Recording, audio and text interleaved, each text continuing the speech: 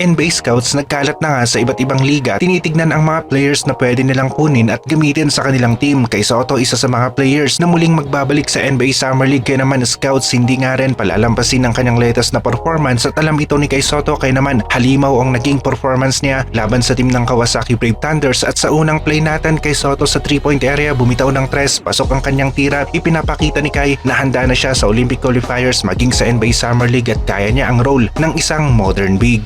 Magandang pagpasok ni Kay Soto sa loob ng paint, kawawa ang maliit na player nilang kalaban. Dinakdakan na lamang ni Kay Soto, napapatingala na lamang ang mga maliliit na players dito kay Kay kapag inaatake niya ang kanilang depensa. Lalong-lalo na kung may mismatch sa loob ng paint. Kay Soto ay pinakita ang mabilis na galaw para sa mismatch na opportunity. Depensa ng Kawasaki walang nagawa sa opensa ni Kay Soto. Kay Soto naman ngayon ang gumawa ng assist, pinasa niya ang bola sa pakat niyang kakampi na si Kawamura, and one pa nga ang naging resulta. Ganda ng combo, palitan sa pagpasa at pagpuntos sina Kay Soto at Kawamura. Replay tayo ng play, mabilis ang galaw ng dalawang players. Kawamura nakakuha ng magandang pwesto sa loob ng paint kasabay ng mabilis na pasa ni Kay. Nakabingwit pa nga ng foul itong si Kawamura. Dito kinuha ni Kay Soto ang rebound sa ring at pwede yan sa Japan B1 B-League. Sa free throw, kukunin mo sa cylinder yung bola para sa rebound play at iwas puntos na rin para sa kanilang kalaban. Rebound play ni Kay Soto laban sa import, kanyang ipinakita sa play na ito, at sa sumunod na play, tinapik ni Kay ang bola papunta sa kanyang kakampi. Kay Soto mataas ang intensity ng laro laban sa team ng Kawasaki. Ganadong-ganado sa larong ito, nagsisipag sa pagkuha at pagtapik para sa rebound at mapunta sa kanila ang bola. Good defense sa 3-point area ang ipinakita ni Kay sa eksenang ito. Tira ng kanilang kalaban, mintis pa nga dahil sa depensa ni Kay Soto. Sunod-sunod na magagandang rebound play ang nagawa ni Kay, at sa play na ito, nagawa niyang matapik na naman ang bola papunta sa kanyang kakampi. Ganda ng pwesto ni Kay dito, malapit sa ring, pinasa ni Kawamura ang bola, napakadali ng layup na nagawa ni Kay Soto sa play na ito. Mintis ang tira ng kanilang kalaban, rebound nakuha ni Kay sa eksenang ito, at naghalimaw nga si Kay Soto sa game nila laban sa team ng Kawasaki Brave Thunders. Taas ng pasa, alley-oop play sana, pero Kay Soto kinuha na muna ang kanyang balanse dito. Fake ng konti, defender kumagat, pasok ang tira ni Kay Soto. Maganda ang laro ni Kay at Kawamura. Tatapusin nilang dalawa ang kanilang Japan B1 B-League stint na maganda ang nilalaro at mga bagong oportunidad nga rin magbubukas para sa kanilang dalawa. Kawamura baka maglaro nga rin sa NBA Summer League.